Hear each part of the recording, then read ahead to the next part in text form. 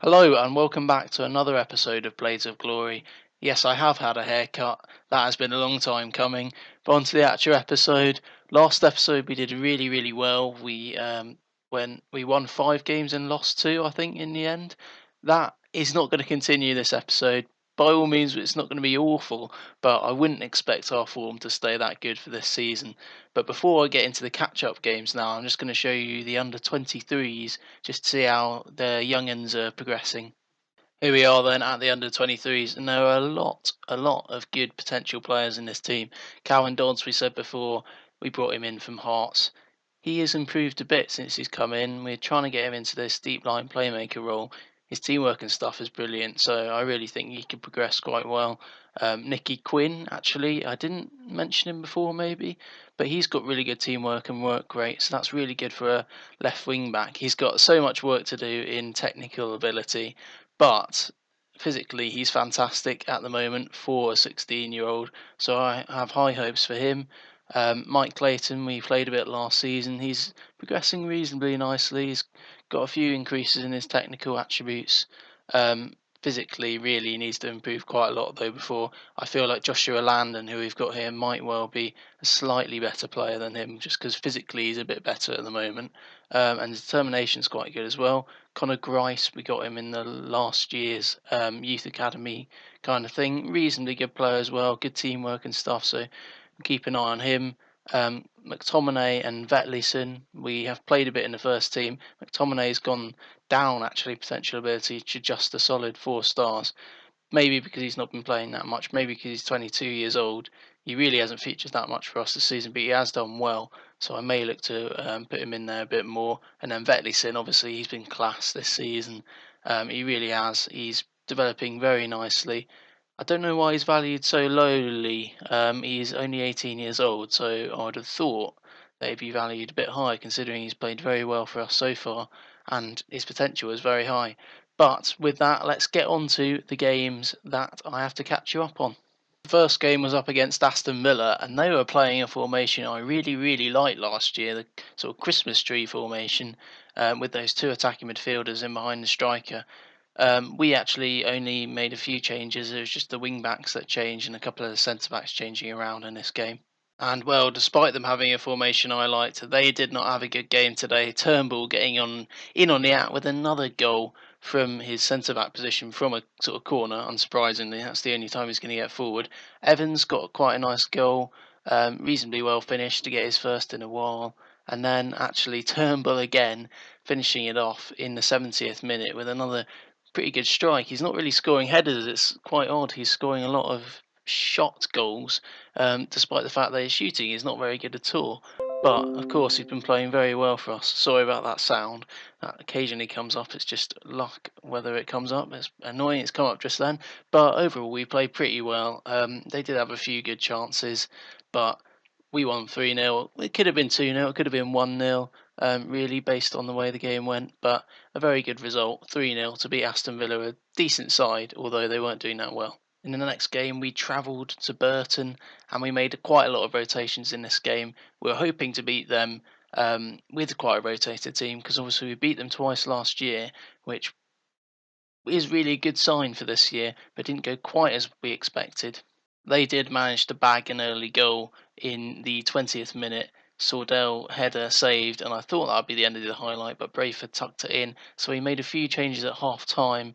We went to sort of to our home strategy of standard and fluid, which really I should have started with against a team like them. Sharp put this goal in to make it 1-0, and it ended 1-0. Absolutely cracking goal from him, showing he's still got it at his age. We had a lot of shots in this game, but plenty of them were long shots. I'll just show you on the match stats here. It really, they had one clear cut chance, we had one half chance, 12 long shots. It just goes to show that Sharp really saved us with that long shot. And shots don't mean everything, it's what's on target that counts.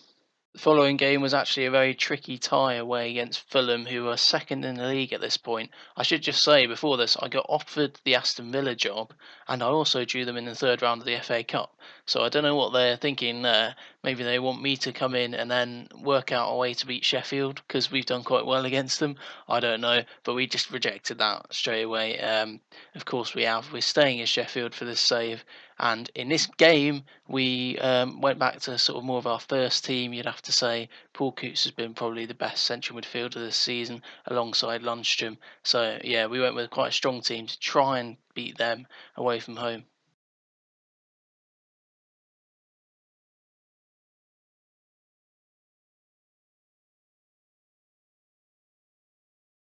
But they did prove too strong for us. Just get rid of those. Woodrow over the top, ball over the top, and a good finish from him. That has happened far too often. I know we're pushing up higher and we've got coverers on. I'd have thought they'd be able to deal with that a bit better, but it's annoying because our formation works well, but that is basically the one really obvious fault with it. But I'm not sure whether pushing high up is like getting us the ball back enough to make that worthwhile. I don't know. I might have to sort of change it around a bit in the future, maybe in pre-season, because I don't really want to change it because it's been working pretty well overall. Obviously, we lost this game. I'm not sure we deserved to lose this one. This time we did get 6 on target, so we could have got one back. I think the strikers basically just didn't perform very well in this game.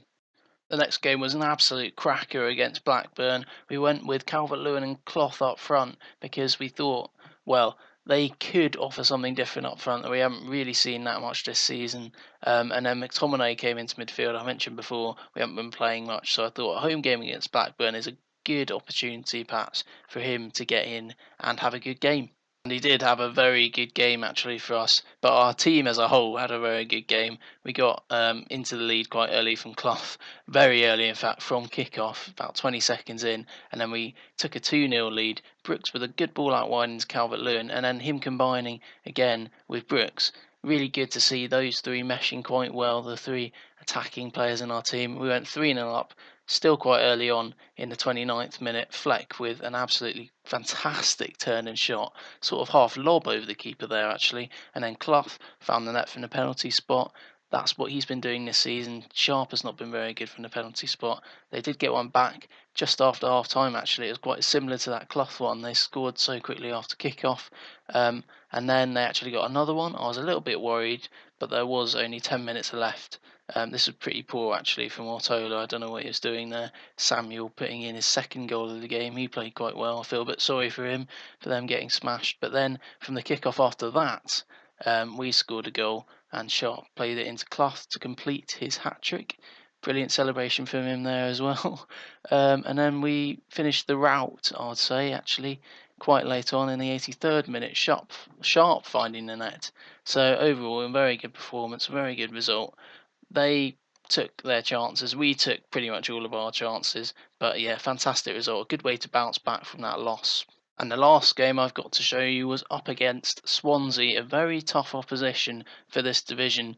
They had Woodburn and Boney up top, like really good players. Woodburn, actually, I tried to get on loan. They nicked for me. Willie Bolly as well. They nicked for me as well in their centre back position. They've still got Alfie Mawson. They've still got a very good team. And I'd like to say we more than matched them, actually. This was a bit of a pinball, a lucky one. It found its way to Bolly and he scored the goal. We did actually equalise quite soon after that, though. We've gone behind quite a lot in games, I've noticed recently. Clough getting another strike in there. He has improved a lot recently. I'm very pleased to see him improving. We could really have scored again. They scored with their only shot on target. I'm just going to have a look at the analysis because it annoys me games like this where we get plenty of chances. Actually, quite a few of ours were long shots, but overall, we probably deserved to win the game. And overall, we did play well, so it was good to have dominated them, even though Swansea, I don't think, are doing that well. They might be around mid-table at the moment. But a decent result going into the live game. I will actually show you the table before that now because it really is hotting up. I'm sure you're interested to see if I'd retain the first spot. I have, but it's so close to top six, really. There's only 5 points between us. And these top three, Reading and Fulham, Reading are doing brilliantly at the moment. They've won their last 5, so it's going to be very tough for us to retain our position, especially when we're playing Brentford away next. So, yeah, let's just have a look at the tactics for this one. If I can find the tactics. There we go. This was kind of the team we thought we'd go with. We'll bring Ched Evans back into the side. In terms of transfers, obviously next episode I'm going to bring you all the transfers where we make. I'm not sure where we're going to improve at all. It's really difficult for me to work out that at the moment. So it'll be an unknown. It's an unknown for me. If there's any decent players on the transfer market, then I will definitely look to bring them in, as long as they're not replacing someone that's good in our team. So look, everyone's 3.5 star in this starting lineup, and then we've still got Lundstrom, we've still got Coots, we've still got Sharp, Calvert-Lewin, Jack O'Connell's not playing, Esri Konsa's not playing. Like, we've got a really, really good squad at the moment. So I'm not sure how many changes we're going to make in terms of the transfer budget. We have 2.78 million and plenty in wage budget. So there might be someone. Oh yeah, I did notice there might be someone that we could bring in for a couple of million. This guy is coming in 200k or something. He just looks really good potentially. He is a right winger, but you might be able to use right wingers in 5 years when he's developed a bit. So that's just basically because he's quite a good player. Carter Vickers is wanted by Stoke. Oh, his value's going down, so maybe we can make an offer for him at some point. But anyway, let's get into this game. More about that next episode, more about our transfers and stuff. Then let's go into this game. Oh, and they've actually got Lewis Graben up front. He's their highest star rating chap. Oh, he scored plenty of goals for them. He's not even their. He might be their top scorer, but he didn't have the thing. But oh no, it does there. Yeah, he's done brilliantly for them this season. The rest of their squad is pretty much the same as it was. They bought Craig Noon from Cardiff as well. Let's do this. It's time to start improving. I've never used that one before, so go for it, lads. It is time to start improving. Let's have a look at this game. I'm going to watch it in 2D. If anyone is bothered about me watching it in 2D, please say in the chat. I'm more than happy to watch it in 3D. It's just I prefer to watch it in 2D, so you can see more of what's happening. Yeah, so basically that's why I watch it in 2D basically all the time, and the live games are in 2D. Obviously the highlights will be in 3D because there's no reason for them not to be. I don't need to analyse the goals really from the highlights after I've already analysed them, but there is potentially a chance for us here. Turnbull, can we keep the ball? Timon, he's been reasonably good since he's come in. Played pretty much as well as Ender Stevens. Probably better than Lafferty would, so that's good to see. Baldock plays it in, and Evans. Now, I don't know if I've mentioned this before, I probably have, but Evans gets so many good chances in games. He gets into great positions. The reason he's scored a lot this season is because he's got a lot of good chances. I mean, I can't help but think if we had someone who's just a bit better heading and a bit better composure or whatever, then we would have had quite a few more goals and we'd have a top scorer on, like Graben, really, a goal a game. Evans a bit less than that, so that's a bit annoying from my perspective, but it looks like there's another highlight here. Stearman coming forward, spearing. Has been a little underwhelming this season, actually, spearing. His average rating is a bit worse than Lundstrom's, I think. But Lundstrom's played pretty well, so it's hard for him to do much better than Lundstrom, as it's cleared, and it looks like there's going to be another counter-attack, but we do stem the counter-attack, and there is spearing again. Good ball out wide from him there, though, as Baldock comes racing down, and Clough, and there we go, he will finish it off, unlike Evans. When he gets a chance, he will score, Clough. He actually is very good at shooting on this game, so that's very nice to see. We will watch the replay as it's our goal. I'm sure you'll appreciate that. I want to see the replays of our goals when they go in. We've taken a 1-0 lead, balled up with a good whip in, and Clough just... I mean, that looks quite easy, but that is not easy to do on the volley. Smash it straight into the back of the net. Most players would lean back and smack it over the bar. Oh yes, if you haven't actually seen this before, this is a different layout, a match panels layout that I downloaded from FM Scout. It's just a much better screen to see in the game, really. You can see there's not too much extra, really, actually, but it's just laid out in a nicer fashion, I'd say, rather than everything being jammed down the middle and you're not really having much space to work with. This is that's the way I like to set it up, the way it is for me, obviously. But there's plenty of different ways you can set it up, and I'm sure the way I've set it up isn't great for tactical analysis or whatever, but it's just the way I like it. So that's what it's going to be for us. But actually, looking at the game, reasonably good going into the second half. They haven't had too many chances. We haven't had too many chances either, but we're in the lead, so that's pretty good. Here we are then, Fleck forward to Brooks, but he's lost the ball.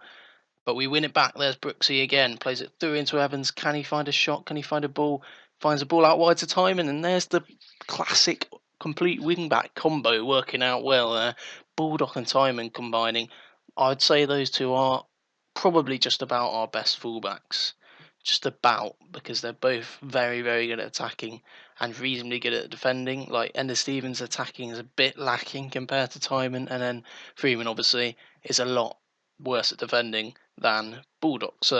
And Baldock's value has actually shot up this season. Oh yes, I hadn't noticed that before. On this screen, you've got these little information things which you did not have.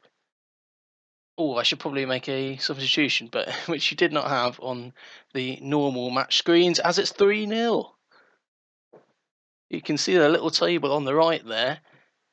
We have moved away from Brentford, obviously, having beating them 3-0. Hopefully we'll beat them 3-0. Yeah, fantastic stuff. Brooks finds the net. He's good. Like, even though his finishing's not great, he's good at scoring from those positions. As we will bring off Fleck for Coots. I don't think there's much that really needs to be changed. We will bring on Calvert-Lewin just to give Brooks a bit of a rest. He plays every game, so he deserves the little bit of a rest. There is a highlight here. Maybe I should have gone a bit more defensive, but it is 3-0 up, and we are on counter-attack, so that's what we've been doing the whole game, winning the ball back. And there's Clough. Will he find his... Oh, he finds Evans. He almost misses it, but Clough, that's brilliant from Clough. I really like I like him. That's just how unselfish he is. Despite his unselfishness, he has scored plenty of goals for us this season when he's not been injured and, well, not been recovering from injury. He's been probably our best player, actually. Great ball into Evans. And, yeah, 4-0. I can't believe it, against Brentford away from home. Especially after our recent form, but Timon's got injured. We do actually have Stevens on the bench. We don't usually have Stevens on the bench because Freeman can play both sides reasonably well, but we do have Stevens on the bench, so there we go. It looks like time's going to tick away and it's going to be full time 4-0. That is surprising to say the least. That actually brings us up to 2 points per game, which is nice. I like to be on 2 points per game. Well done, lads. That was a good win. And there we go. That is where we're going to leave it. After that fantastic win in the table, we stay ahead of a few teams. I'll just have a look at the schedule now, so you can see who we're going to play. Obviously, I noted we drew Aston Villa in the cup. Ipswich, we played them once or twice now in the live game. So basically, we're going to get to this game against Barnsley because we played against Brighton earlier this season. And then I'll update you on all the transfers then. So there's 6 games, and then there's the transfers to update you on. So I might not fully update you on those games and go through every single goal, because otherwise it'll be quite a long episode. But that'll be when we come back against Barnsley. You'll see our transfers there. We'll see if we can retain our first position in the league. Don't know how likely that is. But yeah, until then, thank you for watching and goodbye.